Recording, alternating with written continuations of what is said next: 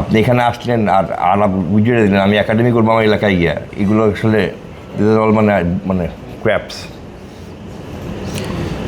ধরেন এবারও মানে এইখানকার যারা বিপিএল আসে তারা মনে করে যে একাডেমি করবো, এটা একটা মানে এইটা একটা মার্কেটিং টুল। বিরাট অবদান রাখছে Bangladesh cricket. You got my মানে তারা কতটা বিশ্বাস করে বলে যে আমি একাডেমি করবো, আর কতটা মার্কেটিং টুল হিসেবে চিন্তা করে বলে ওটা আসলে। বিকজ আপনি একাডেমি করবেন কেন? আমার প্রথম প্রশ্ন, আপনি আপনার এলাকায় একাডেমি করবেন কেন? বিপিএল করতেছেন বলে করবেন কেন?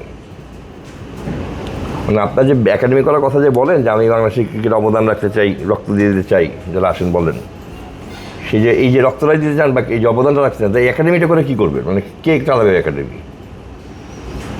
আর আপনার এই বিপিএল আসার পরে কেন মনে হলো যে একটা একাডেমি করা দরকার? মানে এর আগে কখনো অবদান রাখার কথা মনে হয় নাই?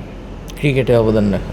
হ্যাঁ, কিন্তু ওই যারা এই কথাটা বলে তাদের এলাকায় কিন্তু আবার লিগ হয় না।